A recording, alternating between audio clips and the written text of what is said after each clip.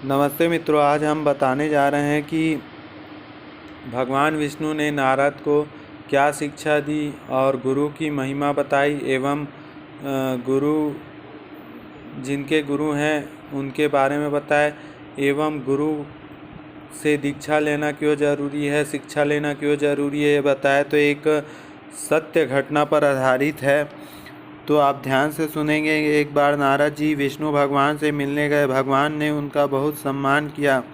जब नारद जी वापस गए तो विष्णु जी ने कहा, हे लक्ष्मी, जिस स्थान पर नारद जी बैठे थे उस स्थान को गाय के गोबर से लीप दें। जब विष्णु जी की यह बात कह रहे थे तब नारद जी बाहर ही खड़े थे। उन्होंने सब सुन लिया। वापस आकर उन्होंने विष्णु भगवान से पूछा, हे विष्णु, जब मैं आया तो आपने मेरा खूब सम्मान किया, पर जब मैं जा रहा था तो आपने लक्ष्मी जी से यह क्यों कहा कि जिस स्थान पर नारद बैठे हैं उस स्थान को गोबर से लीप दो। भगवान ने कहा, हे नारद, आप देव ऋषि हैं लेकिन आपके कोई गुरु नहीं है, इसलिए जहाँ आप बैठे वहाँ दूषित हो गया, इसलिए मैंने देवी लक्ष्मी से ऐसा कहा।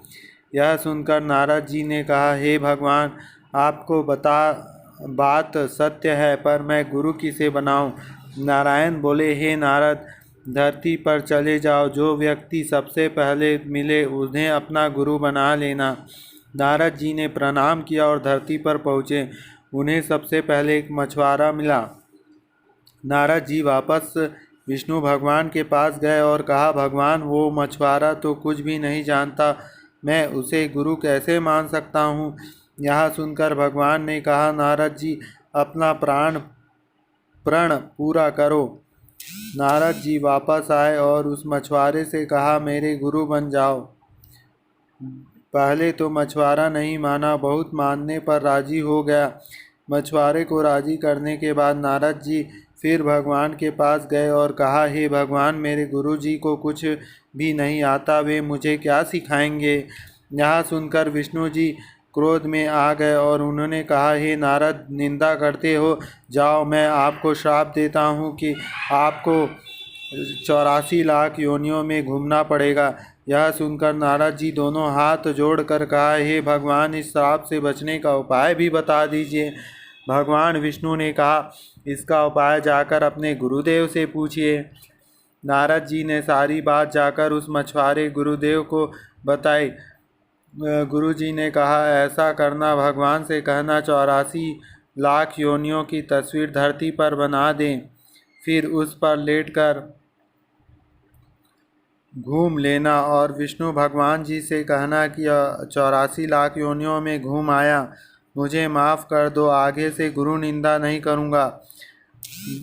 नारद जी ने विष्णु जी के पास जाकर ऐसा ही किया। फिर तस्वीर पर लेटकर 84 लाख योनियों में घूमकर भगवान विष्णु से कहा, मुझे माफ़ कर दीजिए, आगे से कभी गुरु निंदा नहीं करूँगा। यह सुनकर विष्णु जी ने कहा, देख, जिस गुरु की निंदा कर रहे हैं उसी ने मेरे श्राप से बचा लिया। नारद जी, गुरु की महिमा अपरंपार है। गुरु गूंगे गुरु बाबरे, गुरु के रहिए दास, गुरु जी भेजे नरक को, स्वर्ग के रखिए आस।